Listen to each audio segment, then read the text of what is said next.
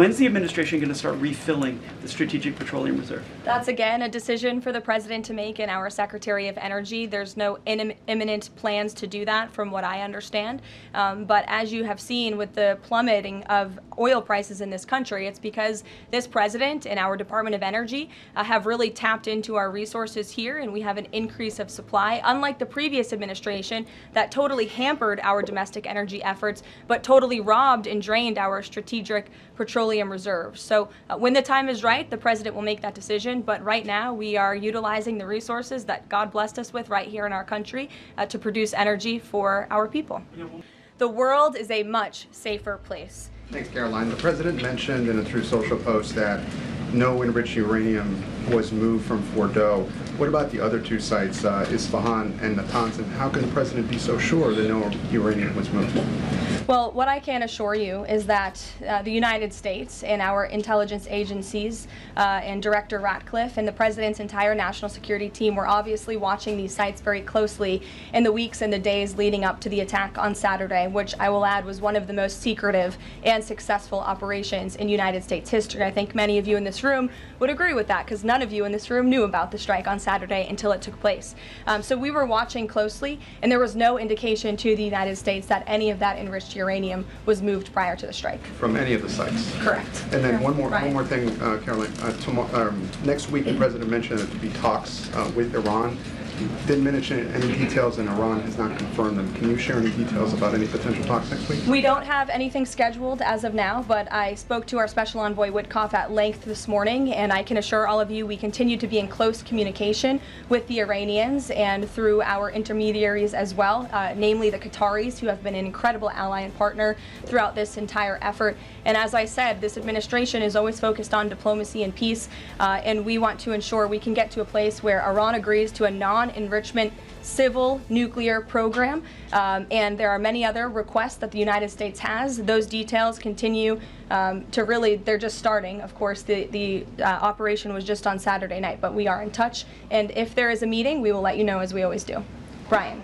Thank you, Caroline. It's two. One on trade. On the July deadline that's coming up for the trade deals, is that deadline still hard and fast for the President, or is he now considering even coming to trade deals after that deadline, and where is he on that going forward? I think the President has been asked this quite a few times by many of you in the media. I've heard him answer it at press conferences and at gaggles. He just spoke about it on Air Force One.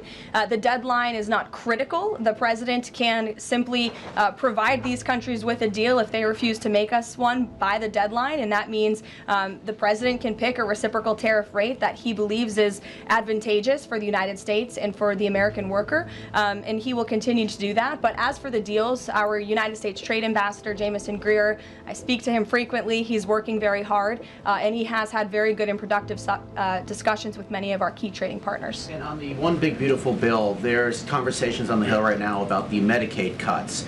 I'm curious, if the final bill that the President's been talking about comes to him and it has Medicaid cuts in it, will he sign it, or would he rather just Congress do away with those cuts? I think our friends in both the Senate and the House know exactly where the President stands on Medicaid. He wants to get rid of the waste, fraud, and abuse, and they are working to do that in the Senate right now. Jennifer.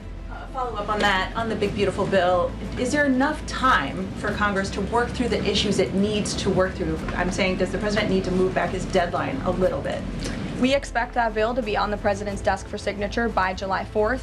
I know that there was a ruling by the Senate parliamentarian this morning.